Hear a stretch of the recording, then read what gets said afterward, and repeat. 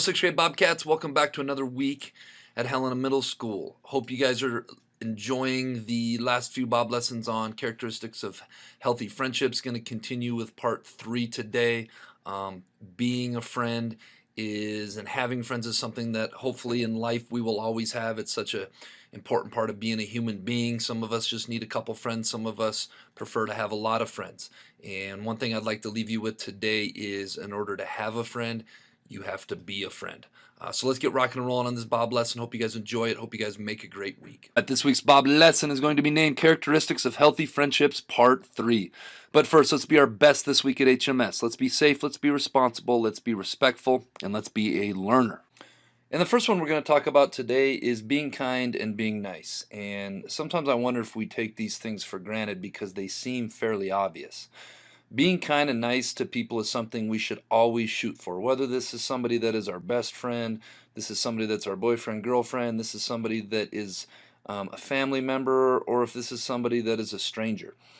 We should shoot for being kind and nice to all people, not just our friends. People want to surround themselves with people who are kind and nice, and that seems fairly obvious as well. Sometimes it's easy to take these characteristics for granted. This is the basis of being a friend. If you think about what is one of the most basic things of why somebody is a friend, it's probably, I'm hoping, because they are kind and nice, and some of those other things we talked about, like being respectful. I got a cool picture here of the horse being kind and nice to, it looks like a little Yorkie. That looks like my little parents' Yorkie, giving him a ride across the river, and it says, "Perfect kindness acts without thinking kindness." And what that really means is perfect kindness, you just do it. You don't have to think about it. It comes second habit. And those of you that can do that, I think, are probably very good friends. And for some of you that don't do that as easy, maybe we could make that a goal to just be kind and nice to everybody we come across. Characteristic number 2 is available. Be available. As we get older, newsflash, our lives get busier. We have more interests. We have more responsibilities. We have more things that we have to do. We get involved in more things. We have more obligations. And this can make having time available to spend with friends more and more and more tricky. Being available for a friend in need is also very important. This may require prioritizing your friendships for friends in need. For instance, I had planned on watching a show this week that comes on at 8 o'clock every Wednesday night. And I had a friend text me and said, "Hey, I'm going through some stuff. Can we talk tonight?" And in this situation, I had to DVR that show and save it for later so that I was available to talk to that friend that night, because my friend needed me, and my friend needed to talk to me and share some things with me, and I needed to be there for my friend. So that would be an example of what being available for a friend is. I talk about friendships with kids in my office all the time, and I often ask kids in my office, this is one of my favorite questions: would you rather have 4 quarters or 100 pennies? And a lot of times kids look at me and say, "Well, what's the difference, Mr. Flato?" Or a lot of times they'll say, "Well, I'd rather have 4 quarters." And I say, "Why would you rather have 4 quarters?" And they'll say, "Well, because 4 quarters is easier to carry around than 100 pennies." And then they'll look at me weird and they'll be like, "What are you talking about?" And obviously they are the same amount. And what I really mean is, would you rather have 4 great friends or 100 average friends? And the reason I ask this is because it is not physically possible to have 100 great friends. You do not have that availability, that much availability as a friend. So think about that. It kind of fit in with this one. I thought I was waiting to save that for the right opportunity. So ask yourself, would you rather have 4 quarters or 100 pennies? Because if you want to have 100 pennies or 100 friends, you might find it difficult to have the time and the means and the energy to put into all those friendships. Me, myself, I'd rather have 4 quarters, but that's just me, and you guys all need to make that decision for yourself. The third one, puts in effort. Like most things in life, to keep friendships alive and healthy, you have to put effort into them. If you look here, we got a couple plants. We got a healthy plant on the left, and then you have a plant on the right that looks like it may have came from Mr. Flato's house. I'm not great with plants and keeping them alive. I live a very busy lifestyle myself, but this is a very real thing. To have a great friendship, you have to put effort and time and energy into it. And the more serious that friendship, some of you I know are getting to the age where you maybe want to have a boyfriend or a girlfriend.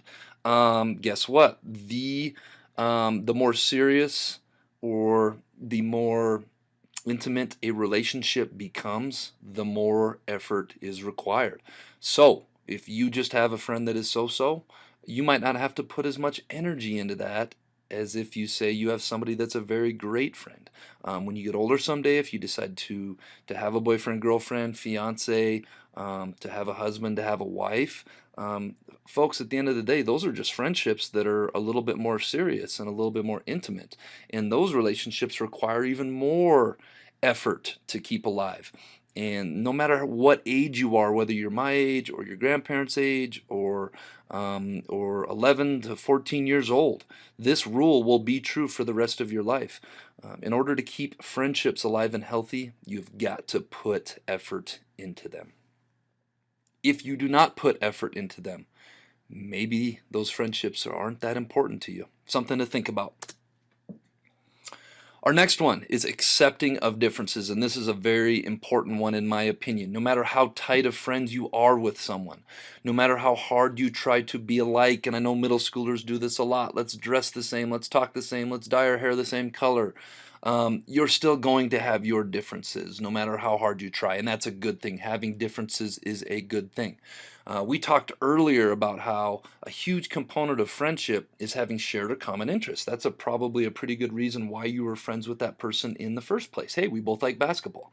Hey, we both like gaming at night. Hey, we both are in the same book club. We both do ballet together. I could go on, right? And so we need to find that middle ground, because at one point I am saying that there's a very good chance that you're good friends. You share a lot of those common interests, but those common interests and our identities can't be so tied up in trying to be like one another that we end up losing sight of who we are.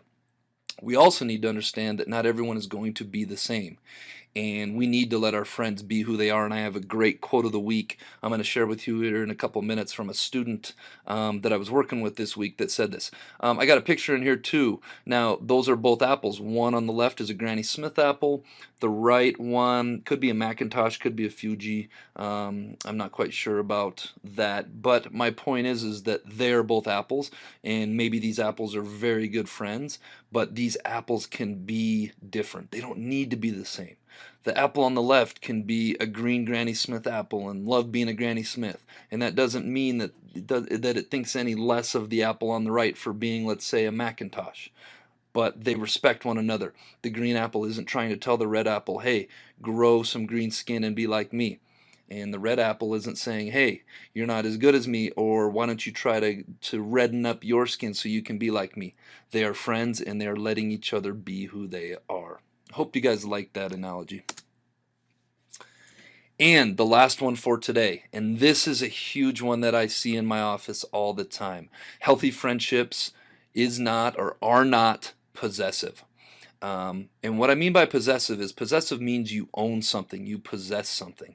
Okay, you cannot take your friend and put it in your pocket and take it home with you at night. Okay, it is not an object that you own. Okay, right now in my office, I am wearing a watch. I own that watch. I do what I want with that watch.